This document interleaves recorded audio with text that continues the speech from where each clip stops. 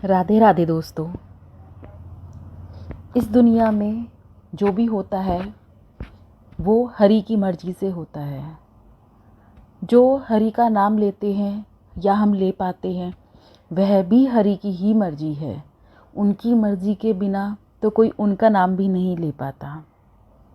आइए आज मैं बात करती हूँ एक ऐसे संत की, कर्मानंद जी के बारे में, उनकी प्रेम कहानी के बारे में। कर्मानंद बचपन से ही ठाकुर के भक्त थे। वो उनके बारे में बात किया करते थे।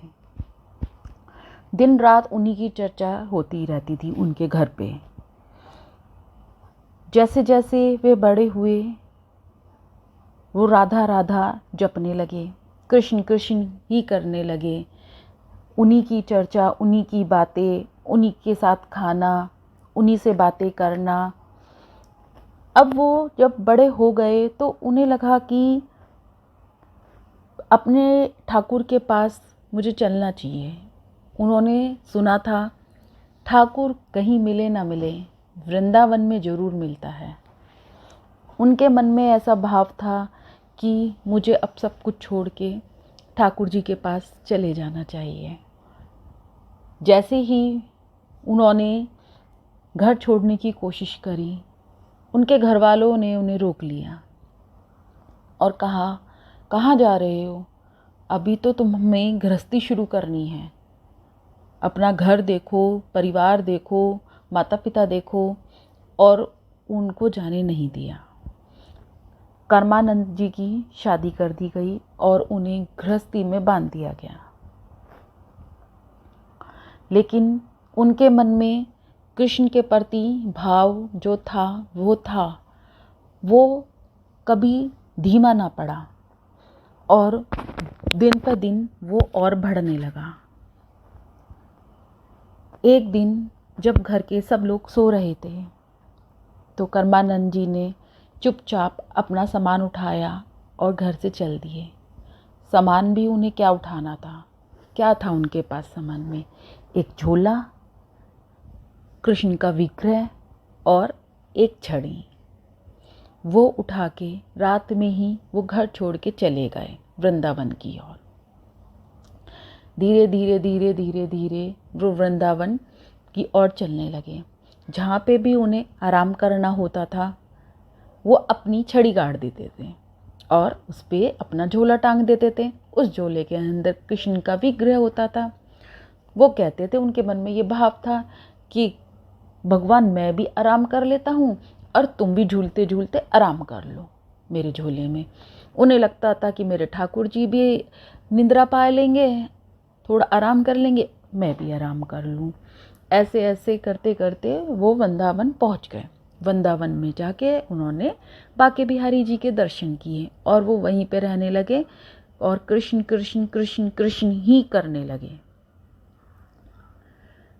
जब वो संतों के साथ रहने लगे, संतों के साथ बात करने लगे, उन्हीं की बातें, उन्हीं की चर्चा सारे दिन रहने लगी। वैसे भी वृंदावन एक ऐसा नगर है जहाँ सबसे बड़ी हस्ती जो है वो कृष्ण है।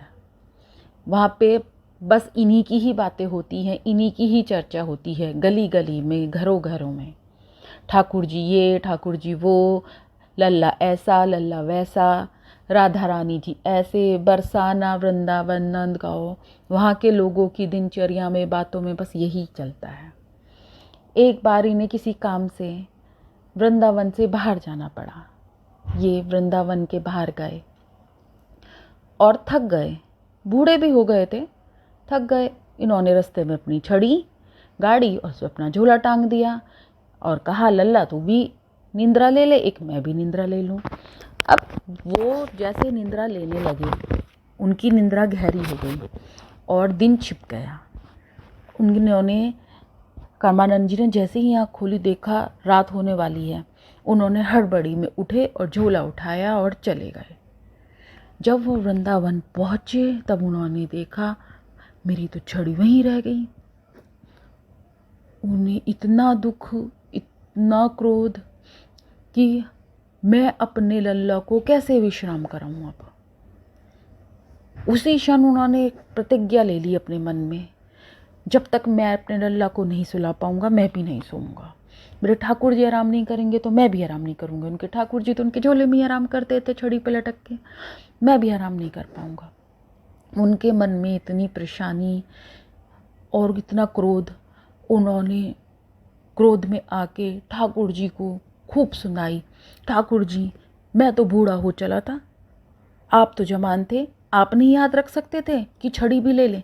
क्या मुझे छड़ी की याद भी नहीं दिला सकते अब तुम? माना तुम्हें बहुत काम है, लेकिन क्या तुम मुझे एक छड़ी की याद नहीं दिला सकते? और वो बहुत गुस्सा करें ठाकुर जी पे।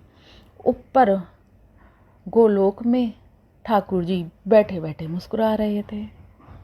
राधा रानी जी कहने लगी, ठाकुर जी आप क्यों मुस्कुरा रहे हो?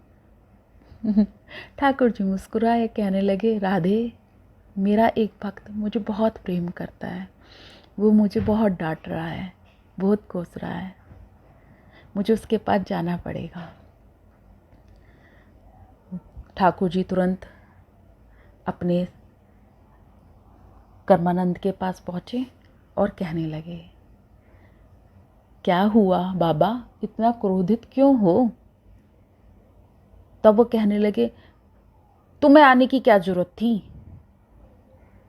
मैं छड़ी भूल गया था, एक छड़ी की याद नहीं दिला सकते थे? अब छड़ी के कारण तुम वहां से आए हो यहाँ पे, फालतू में तुम्हें मेरे कारण कष्ट हो गया। इतना कष्ट लेने की क्या जरूरत थी, बस मुझे छड़ी याद दिला देते।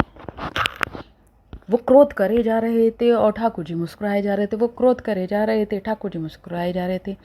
फिर कर्मानंद जी को एहसास हुआ, अरे वो किस पे क्रोध कर रहे हैं। उन्हें ध्यान आया, ये तो अपने आराध्य, अपने कृष्ण, अपने गोपाल, अपने लल्ला पे ही क्रोध कर रहे हैं। उन्होंने क्षमा मांगी ठाकुर जी से, कहा, ठाकुर जी क्षमा करना, पर शिकायत है, मुझे छड़ी याद दिला देते बस, मैं और कुछ नहीं कह रहा आपसे, लल्ला मुझे छड़ी याद दिला देता, अब तो कैसे आराम करेगा। ठाकुर जी मुस्कुराए और बोले कि तुम मेरे बहुत ही प्यारे भक्त हो, ऐसे भक्त तो विरले को ही मिलते हैं। जैसे भक्त भगवान को पाकर प्रसन्न होते हैं, ऐसी भगवान भी ऐसे भक्तों को पाकर गदगद हो जाते हैं। वो कहने लगे कि इस दुनिया में मेरे इतने भक्त हैं जो अपनी इच्छा के साथ मेरा नाम लेते हैं और मेरे पास पहुंचते हैं। एक तुम ही ऐसे भक्त हो जो मेरे आराम के कारण ही मेरे पे क्रोध कर रहे हो और मेरे से शिकायत कर रहे हो और मेरे पे नाराज हो। ऐसे भक्त का क्या कहना। भगवान को वो भक्ति बहुत प्रिय होती है जो सरल और सहज भाव से की जाती है। भगवान कहते हैं ऐसे भक्त विरले होते हैं जो स्वभाव से सहज और सरल होते हैं। भगवान कहते हैं, कर्मानंद तुम मेरे रोम रोम में बस गए हो, बताओ मैं तुम्हारे लिए क्या कर सकता हूँ। कर्मानंद ने कहा, भगवान मुझे कुछ नहीं करवाना, बस मैं बूढ़ा हो गया हूँ, रात हो गई, मैं वृंदावन से दूसरे गांव कैसे जाऊँ, आप मेरी छड़ी ला दो मुझे प्रभु, और कुछ नहीं चाहिए। भगवान ने कर्मानंद की छड़ी ला के दी। कर्मानंद ने झोला टांग के अपने प्रभु को उसमें विश्राम कराया। जब उसने विश्राम कराया, उसको ठंड पहुंची उसके कलेजे में, क्योंकि उसका यही भाव था कि मेरा लल्ला परेशान है, मेरे लल्ले का आराम करने का समय है। भगवान को हमसे क्या चाहिए, सिर्फ भाव। भगवान तो तीनों लोकों के मालिक हैं। हम भगवान को खीर चढ़ाएं, लड्डू चढ़ाएं, माखन चढ़ाएं, मिश्री चढ़ाएं और उसमें भाव ही ना दें तो उस भोग का क्या फ़ायदा। क्या भगवान ये उस सब ब्रह्मांड के मालिक होते हुए ये नहीं खा सकते, ये नहीं ले सकते? भगवान उसमें हमारा भाव ढूंढता है, सिर्फ भाव। भगवान को कुछ अर्पित कर सकते हो, दे सकते हो तो सिर्फ भाव दो, भाव और कुछ नहीं। भगवान सिर्फ भाव के ही भूखे हैं। मैं आशा करती हूँ मेरी ये छोटी सी कर्मानंद जी की कहानी शायद दोस्तों आपको पसंद आई हो। राधे राधे।